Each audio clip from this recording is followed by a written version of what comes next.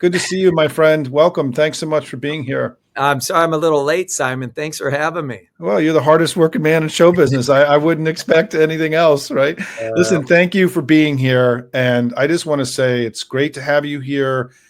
Ken and I are old friends. I'm unbelievably proud of the job he's doing as DNC chairman.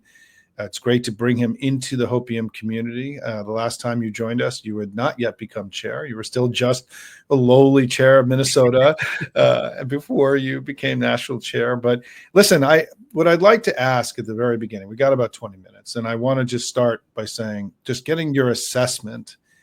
We're 6 months into Trump 2.0, and how's he doing? How's the country doing? How are we as Democrats in this pro-democracy movement doing? Just what are your general thoughts about where we are in the moment? Well, let me just say, I mean, it's obvious how Donald Trump's doing. His numbers are plummeting.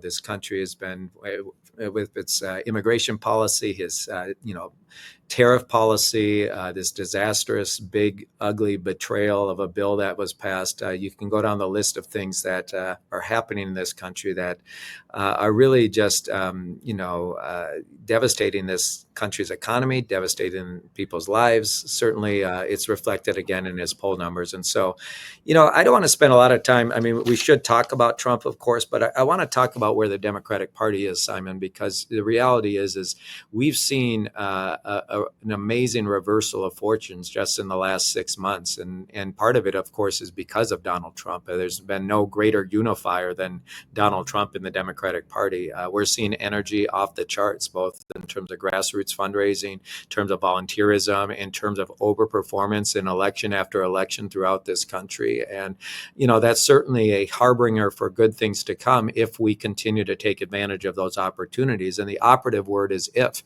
right? Donald Trump is creating real opportunities for us right now as a party to have conversations with so many people who left our party for many years now, big parts of our coalition. Last time we talked about this, who have abandoned our party, who don't feel like we're standing up and fighting for them, who don't feel like their fortunes are tied to the Democratic Party. And we have an opportunity to actually convince them otherwise right now if we're willing to get out there right now, roll up our sleeves and have conversations with voters throughout this country. And that's what we're doing. So, look, Donald Trump has been an utter disaster. It continues. Nothing ceases to amaze me anymore with this guy and this party. And what we saw just a week or so ago with this bill is Republicans once again putting their fealty to Donald Trump ahead of their oath to the people that they were elected to serve in this country. There's widespread disapproval, as you know, with this bill. It's the most unpopular bill in over a half a century. It's not just unpopular with Democrats or independents, it's unpopular with Republicans.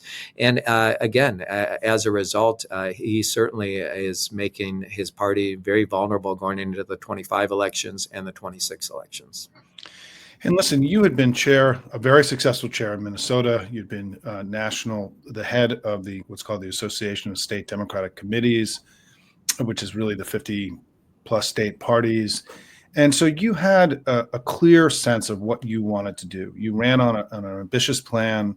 You've already rolled out parts of it. Can you just give us an update on, for those who may not be as familiar as I am, in how you campaigned, what you want to bring to the national party, your sort of general assessment of what needed to get done, and how are you doing? How's it going in implementing it so far? Yeah, as you remember, Simon, I ran on this idea of getting the DNC out of DC, and people said, "What the hell are you talking about? You're going to move the headquarters out of DC?" And the answer, of course, is no. It's changing the mindset. It's really getting people in this town to start realizing that the reason we've been losing ground is because, unlike the Republicans, right, who've had a 40 to 50 year long plan on how to build power around their agenda, we've been myopically focused on one election at a time. And frankly, we've been myopically focused on just building federal power, just focused on winning control of the House and the Senate and the White House. We have to be much more sophisticated in our approach of building power around our agenda at all levels of government. And so when I said get the DNC out of DC, that's what we've been doing. Look, I've been in 27 states already in just less than 6 months on the job. And why is that important? Because we're traveling everywhere, right? Last week I was in New Jersey. On Friday night, I was in Tennessee on Saturday. Saturday, and then I was in Pennsylvania on Friday. I'll be in Houston tomorrow, and then again in New York City on Saturday. Why is this important? Because we need to get out. We need to organize everywhere.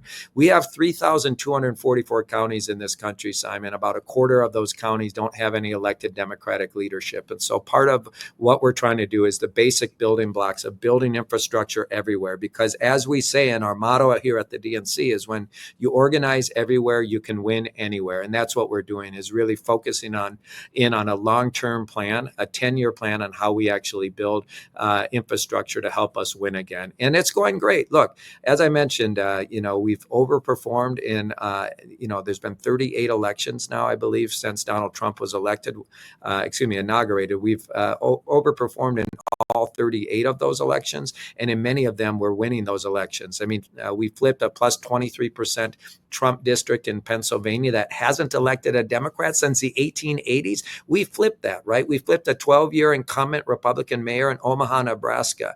We're winning all over the country. And why? Again, it's because we're organizing everywhere. We're investing everywhere.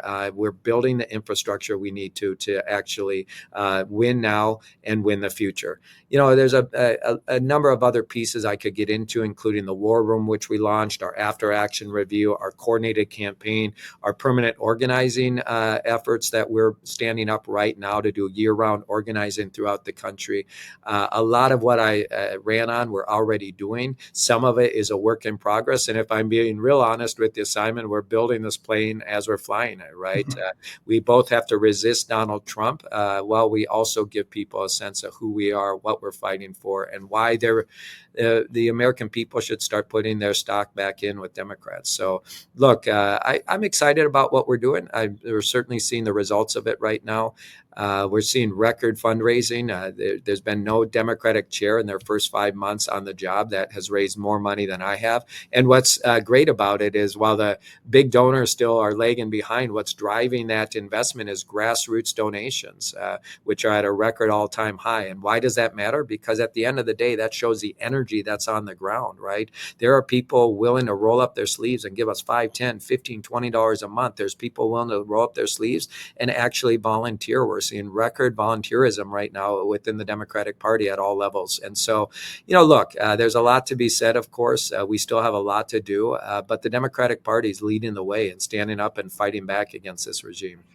Listen, I've always been a strong party guy, and it was, and one of the reasons that I'm excited about your tenure is that, at the core of your vision is not just organizing everywhere, but it's also about, rebuilding the muscle again of the state party apparatus and making the Democratic Party as an institution far more powerful, sort of being all that it can be in a time of national challenge. I think one of the most interesting things you've done so far is this new set of investments you're making in the state parties all across the country. Can you talk a little bit about that?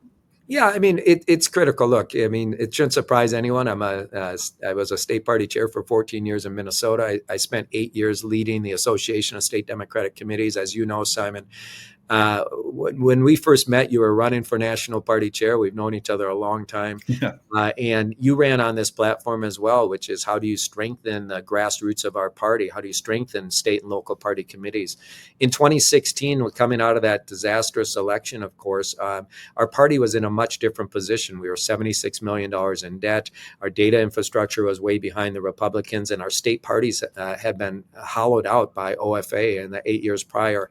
And as a result, the infrastructure of the party was at the weakest it's ever been.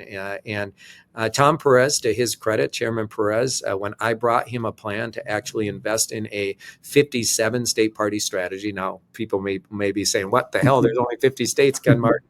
Well, it's 50 states Democrats have brought in our territories. And so all of them are state parties. And we brought a 57 state party strategy to the table to Tom Perez. He easily could have said no and walked away from it, right? Because they were so far in debt. But he understood the importance, as well as Jamie Harrison, of actually investing in our state parties in a way that help us build our party from the grassroots up.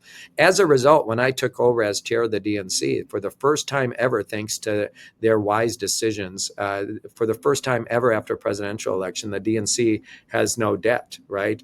The data infrastructure is way ahead of the Republicans, and our state parties, thanks to the investments made by Chairman Perez and Chairman Harrison, are stronger than they've ever been. But this spring, what I'm really proud of is that we negotiated out with ASDC President Jane Klebb, who's doing an amazing job leading our state parties right now. We negotiated out the deepest investments ever in our state parties. But one thing we did differently, Simon, is we put a requirement in there that we do a deep dive, a SWOT analysis of every state party to really identify the strengths and weaknesses of every state party, to help dig into actually where the funding that we're going to invest in these state parties could actually help remediate the gaps in the infrastructure in a way that helps us build long-term in every single one of these states. Look, we can't take a blanket one-size-fits-all approach to how we organize in every state. Every state is starting from a different state of disrepair. Every state has a different set of needs, and getting on the ground in those states, working with partners and really getting a sense of where their strengths and weaknesses are, and then having them build a long-term plan that then we help fund with the resources is what we're doing a little differently here. We want to build something that's going to be long-lasting and durable so that at the end of the day, we win now and win the future. And what's important for me in this, Simon, is this. We have to realize that the role of political parties is singular. Yes, we're part of a larger a larger movement of folks fighting for economic justice and social justice. Yes, we're part of a larger movement of people fighting for human rights and civil rights. But at the core of it, our job within that movement is actually to win elections. And I would argue the way you do that is by building long-lasting and durable infrastructure that helps you win up and down the ballot.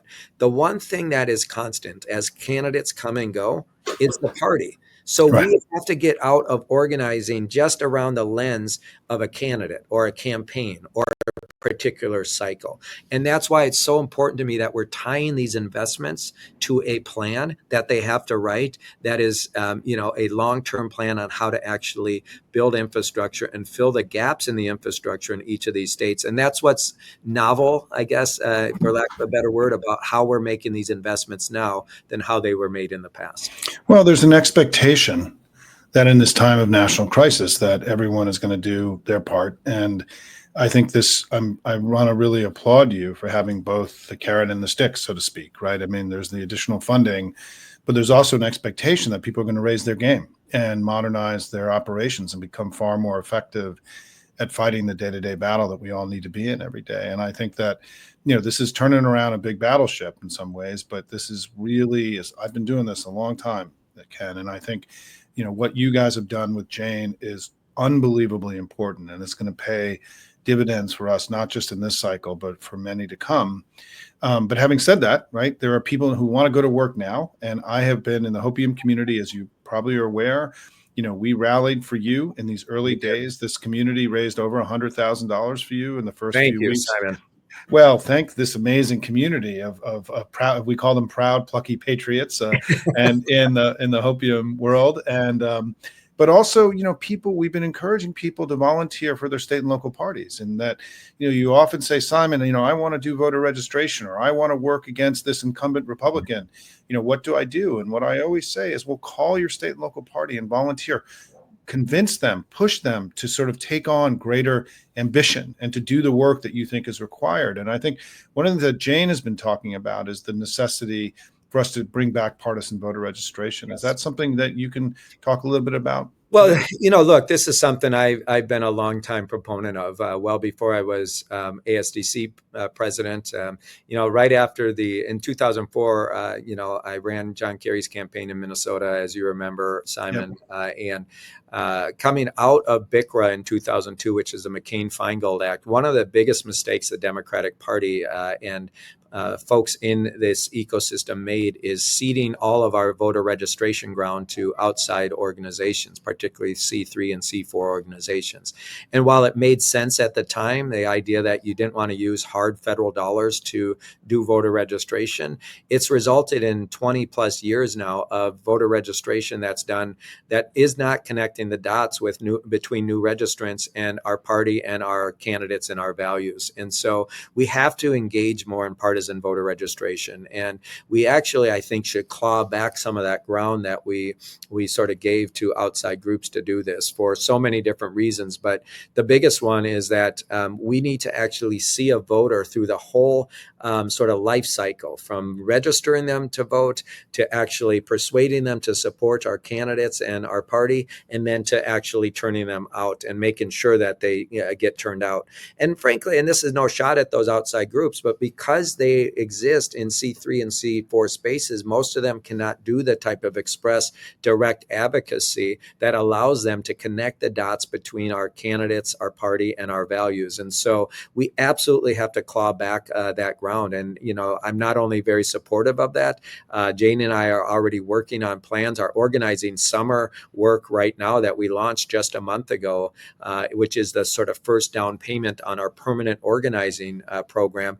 A big push of that is actually partisan voter registration done by the party and through the lens, again, of registering voters in a very seamless way that connects them in a more durable way to our party.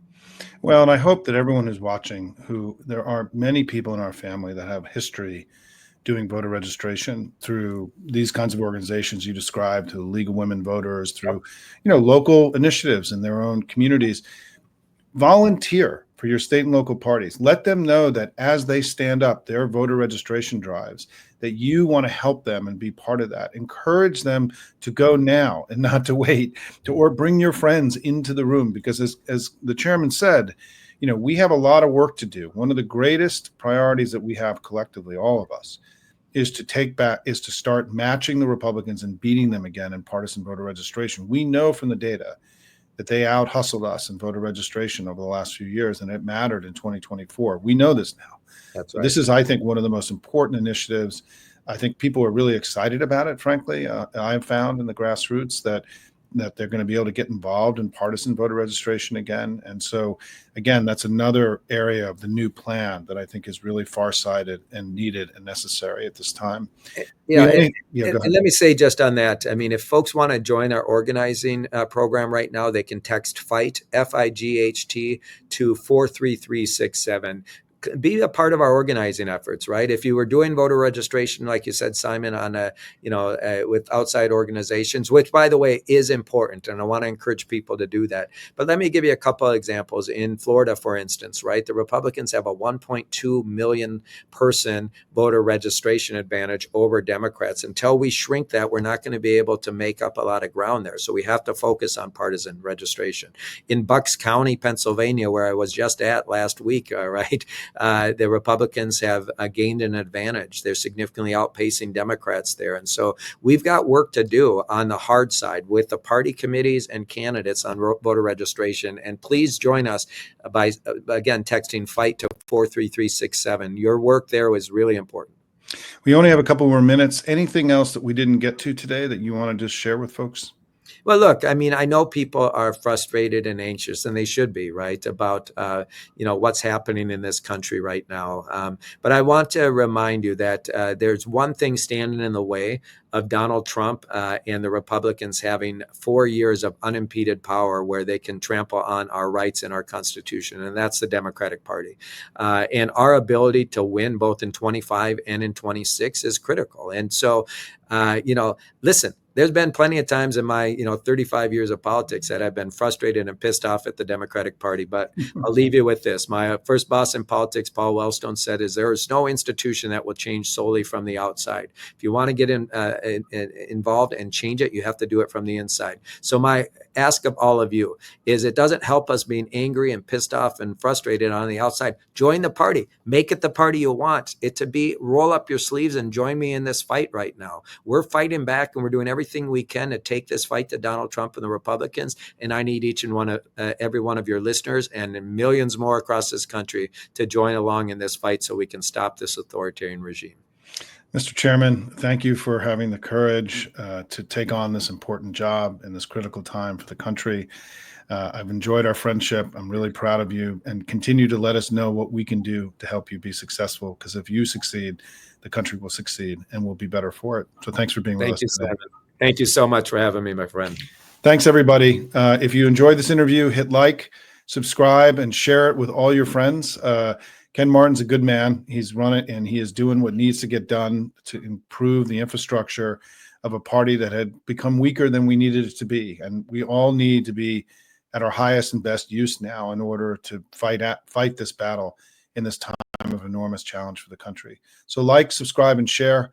And thanks everybody for being with us today.